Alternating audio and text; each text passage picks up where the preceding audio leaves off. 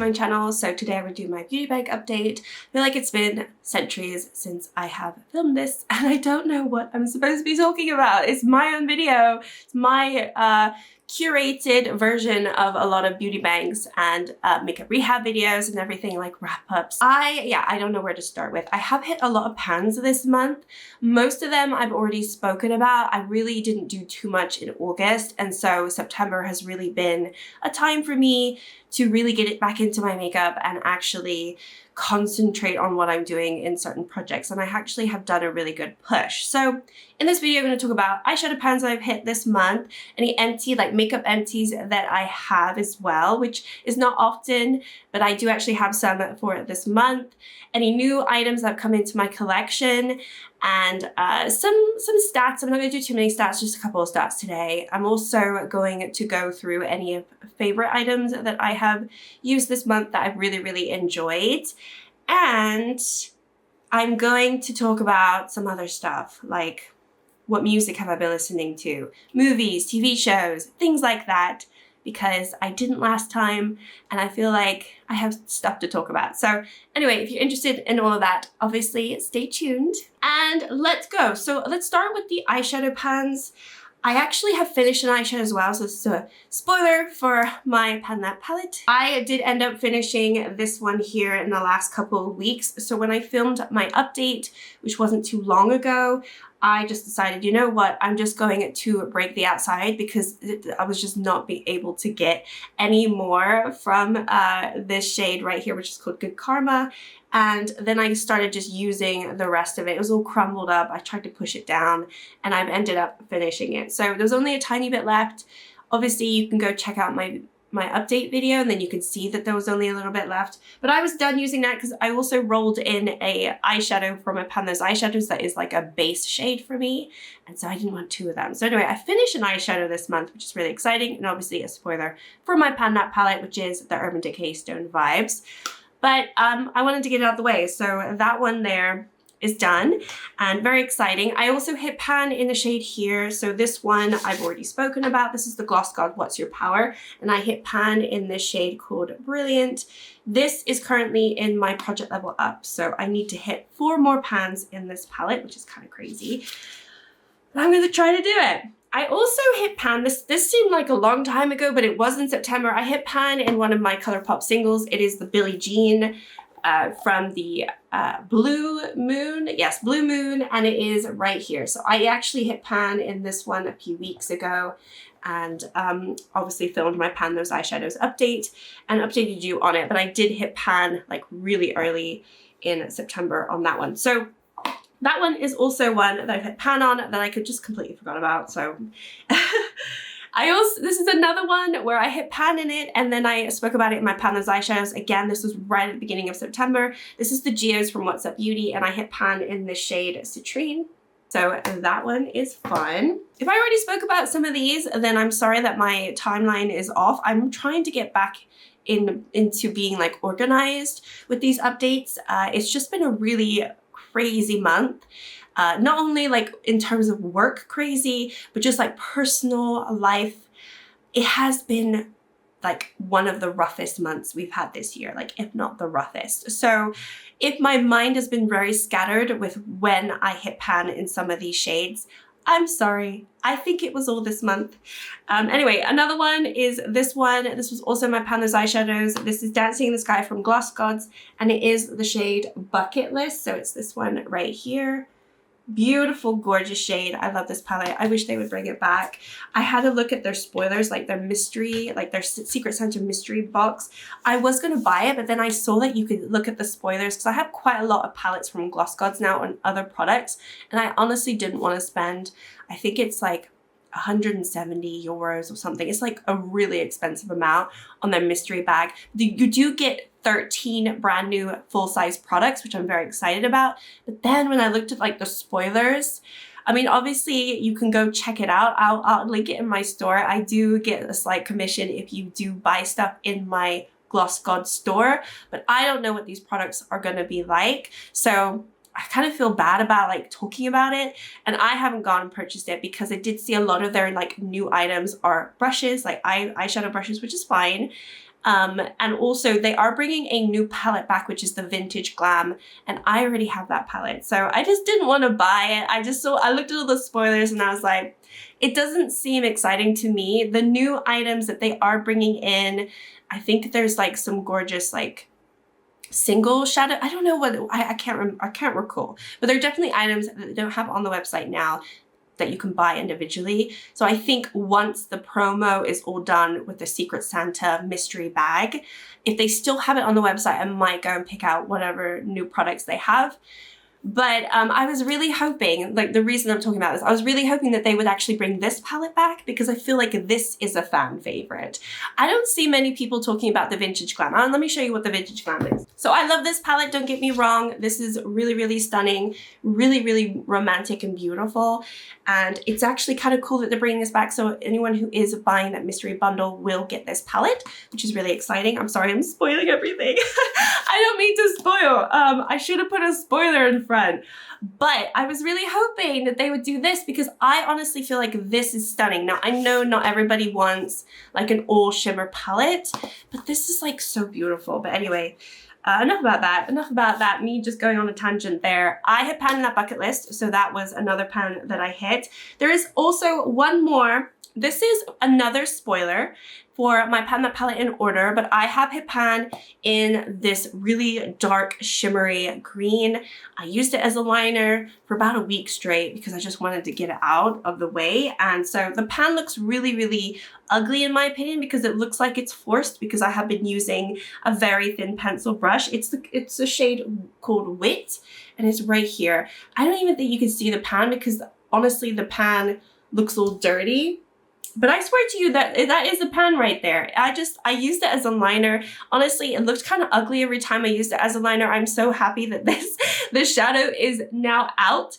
If you're not familiar with Pan That palette in order, obviously you need to hit pan in all the shades in order. So instead of going across, I'm going down because someone suggested that, and then I can hit some of these more neutral shades faster as opposed to having like 2 rows of full green. So it made a lot of sense at the time. And so now I'm on to this one. So yeah, I did hit pan in that.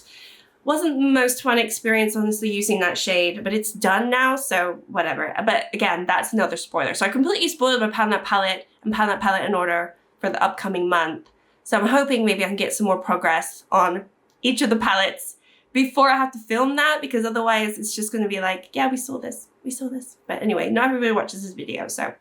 Okay, those are all of the pans I've hit. So that's 1, 2, 3, 4, 5 pans, and then I've also finished an eyeshadow. I think that's pretty good for somebody who didn't hit any pans in August. I think that's pretty good. So anyway, let's move on. So I did not buy any makeup this month. However, I mean, I bought tons of makeup in August or like July, and I all received it, and then I spoke about it in my September catch-up.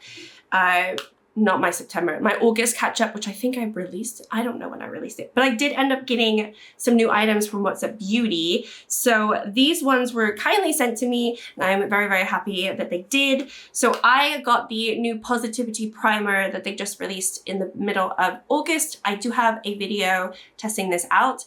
I haven't used it again since, but I do want to. I thought it was fine, but I don't have too much opinion about it. But they did send me this. And then they also sent me 2 of their highlighters. These are not new. They've been on their site for a while now, but I haven't tried them. So they sent me the Wild Acacia highlighter. It's like a duo highlighter. This one's much more of an icy shade. And then they also sent me this one, which is the Safari Sunset, which is much nicer in my opinion for this time of year because it's a little peachier. I actually put a little bit in my inner corner for this one today. So these ones I also tried or like showed them in that Get Ready With Me video with like new makeup and stuff. So I've already spoken about this, but this is the only new makeup that I have received. I don't think I've spoken about in the beauty bags. But again, if I'm making a mistake, I'm sorry, okay? Okay, it's, I'm cutting in here. It's been a couple of hours since I filmed all of that. I've had lunch and everything like that, but I was editing the video and I completely forgot to talk about my empties. I do have 2 makeup empties today, so I wanted to share it with you because they're exciting, they're big ones. I did speak about this in my project pan, but I did finish my Essence Brighten Up Banana Powder. It is completely done and broken. I'm so glad because this thing has been broken for a long time. and now I can finally just chuck it.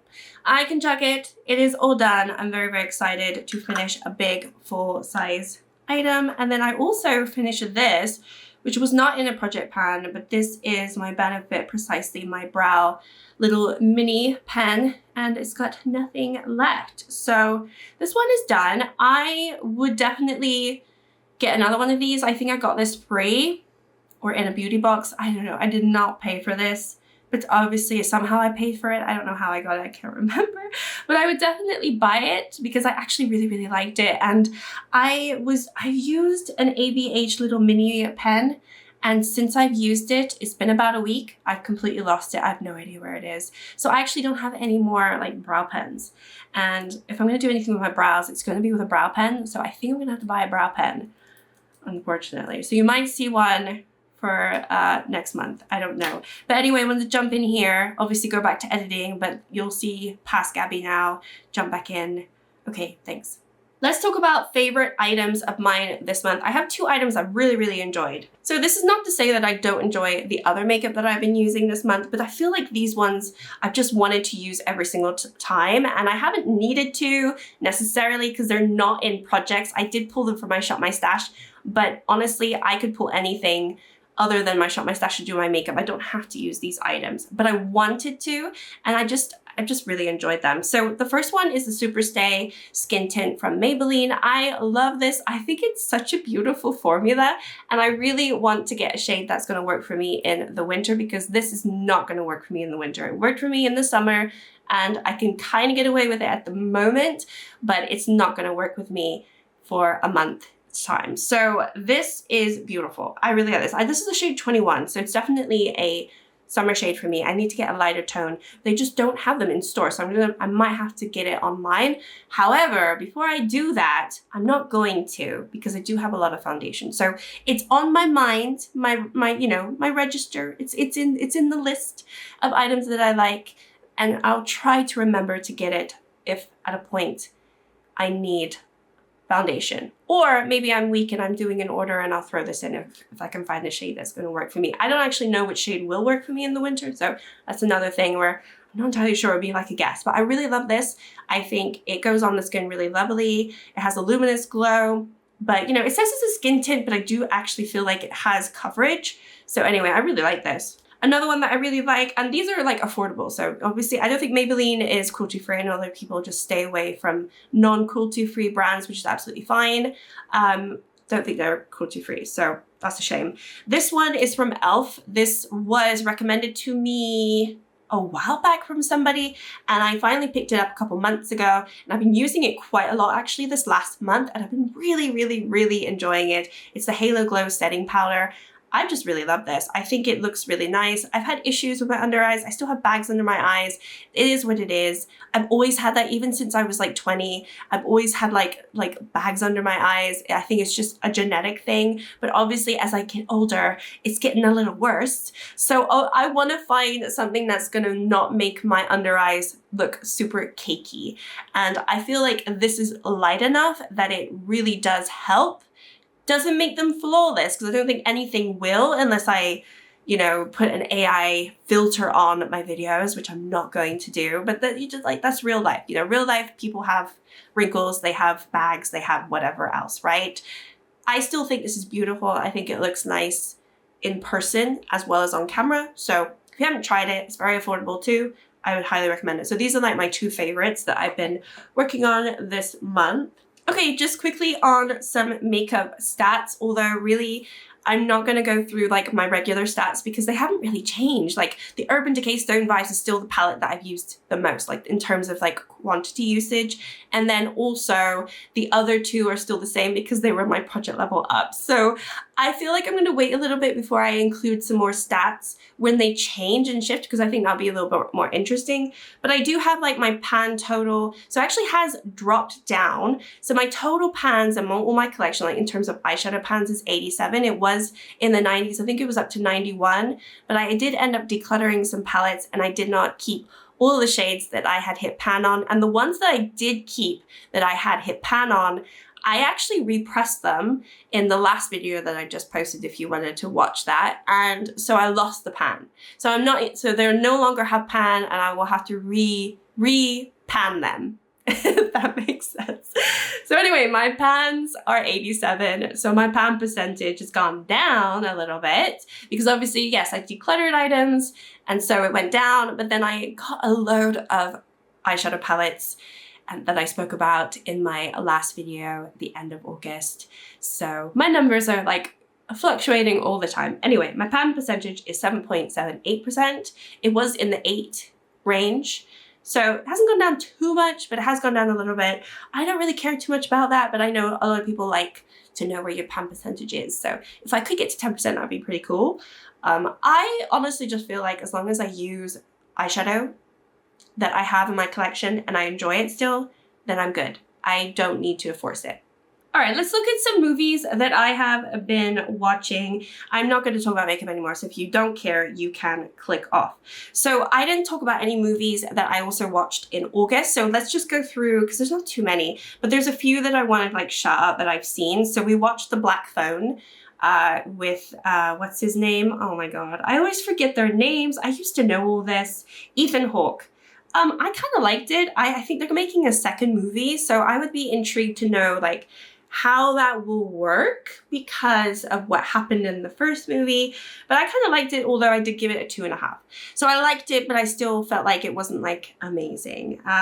Watched Beverly Hills Cop, the new one. Gave it a 2-star, didn't enjoy that. The Ministry of Ungentlemanly Warfare. Gave it a 1-star, did not enjoy that. And I watched The Union with Mark Wahlberg and Halle Berry, and I gave that a 0.5 star? Yeah, I gave it a 0.5 star, not even a full star. I just thought it was so generic. It was written probably from a computer. It just had no substance to it. And I just feel like we need some sort of substance. So those were the movies that we watched in August. This month we watched Incoming, which I don't even remember what that is. Oh, Incoming. Okay. So this is like a coming of age movie with teenagers, and I gave it a 1.5. You know what? I think there was maybe one scene where I was like, oh, this is kind of a cute movie. If I were 15 years younger, I would probably enjoy this more, or maybe 20 years younger, I would enjoy this more. But it kind of fell flat for me. And then I watched The Deliverance, which I honestly thought would be better than it was. So this one looked really, really interesting. It is based on, I wouldn't say real things, but known circumstances around this house. Like it's not like, I don't think there's any actual physical proof of any of this, but it's like events that actually happen. So it's based loosely on that, obviously. Really about a family who moves into a new home, and there's like a demonic being in the home that soon takes possession and changes them in ways. So I really wanted to like this. I gave it a 1 star. I thought it was kind of comical the way that it was filmed, and I don't think it was supposed to be comical. So I just think it was a bit campy at the end of the day and not scary enough for me. So anyway, maybe I'm just being like really, really harsh, but I didn't think it was very good. And then we watched Rebel Ridge. This one I gave a 2 star. I thought it was fine. It's just one of those movies that you kind of forget about. I didn't think it was anything special. I actually really like the male lead, and he's English, so I was very impressed with his accent. I don't know if maybe anyone else agrees, because maybe he didn't do a good accent, but I thought he did a very good accent. I was very surprised that he's English, but it's just not a very, it wasn't a movie that I would ever remember, I think. And then we watched Civil War. I gave this 2.5. So I thought this was a good movie, but I thought it was a little slow. I've always loved Kirsten Dunst. So, you know, obviously I grew up with her, watching all of like more of the teen movies and stuff. And then she kind of disappeared for a while, and she's been coming back the last, I would say, 10 years or so, doing some really interesting things. And I always like the projects that she works on. Whether I actually like the project or not, I always feel like she does a good job. She's just an actress that I really enjoy watching. So I wanted to watch that. I was really hoping that we would have seen more of her actual real life husband. what's his name? Jesse Plemons, because I think he is a really good actor, but he was hardly in the movie. I just thought the movie could have been a little bit darker. I don't know, just something a little bit more about it. Maybe less realistic. It was a little too realistic for my liking, and serious, maybe. I don't know. Anyway, I gave that 2.5. And then the last movie that I watched this month was Uglies. I gave it a 0.5 star. I gave it something, right? That's the lowest I can give it. 0.5 star. This is bad. This is Joey King. And she seems to do such just terrible movies and projects. I don't know. I don't think she can catch a break. I don't think she's a terrible actress, but I just think she does really bad stuff.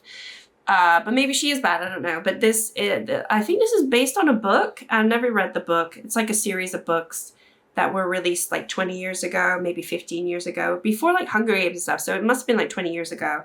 And I don't know anything about it, but I just thought it was atrocious. So yeah, not the best in terms of movies, but I did binge Monsters, the Lyle and Eric Menendez story on Netflix in like 2 days. And that was really, really interesting to me. So I did not know anything about them.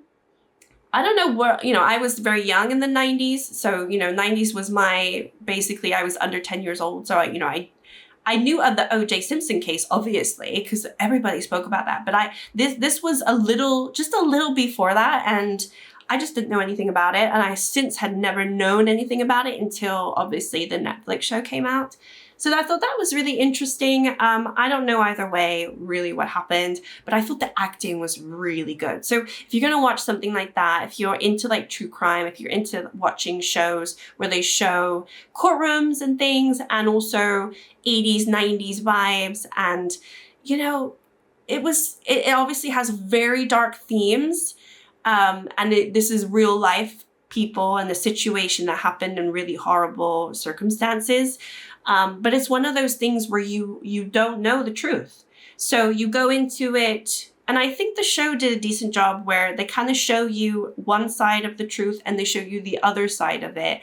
And they kind of leave it up to you to come to your own conclusion or just be entertained by it altogether. For me, I don't really have a conclusion. They did what they did regardless. There's no denying that. But I think what happened to them, whether that did happen or they were just very good liars, I don't think anyone will ever know.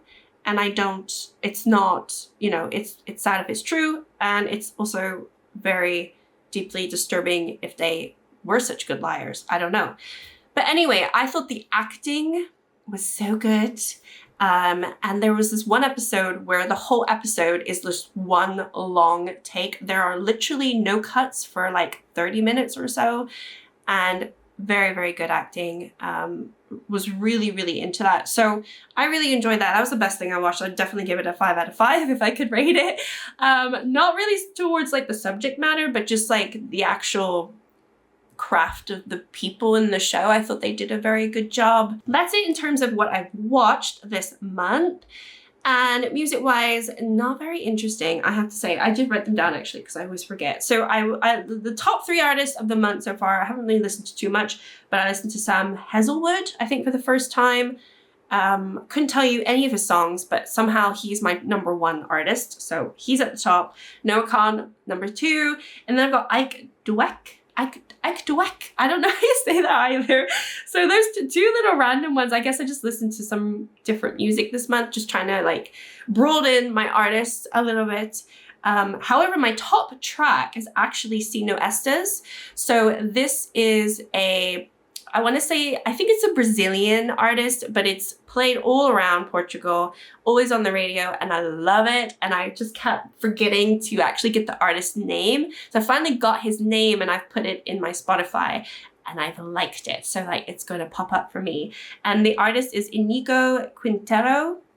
Probably butchering that, but it's such a beautiful song. So if you like listening to non-English music, I actually haven't listened to his other work, but I love this song. I think it's so beautiful. And I vaguely know what he's talking about because my partner told me what he was saying. It's a love song, but it just sounds so beautiful and I love it. And I've been listening to that a lot. It's my top track for the month. Anyway, it's been out for ages. I was actually lucky that one day because it came on the radio again and I was like, I need to get this before. So we Shazammed it or something and I have it now. So anyway, that's it. Enough of me rambling on. If you enjoyed the video, give me a thumbs up. Thank you so much. Also, one more thing. So I know a lot of you don't care, so you can click off if you want to. If some of you would like to know, and some of you might not know or might have missed it or whatever, it doesn't matter, but I do have a book channel and I would like to try to grow it a little bit. I don't know how best to do that. I don't know which videos I should put out, what is going to work for me personally, and also just for anyone who's watching. But I do have like wrap-up videos that will be coming up, like all the books that I've read in the month and whatnot. So I will have it on the screen if you want to subscribe. I'm just trying to get the word out there, but if none of you care, that's absolutely fine. A lot of people don't care about that. It doesn't mean that you have to, okay? And I will shut up about it. But anyway, thank you so much, and I'll see you all next time. Bye.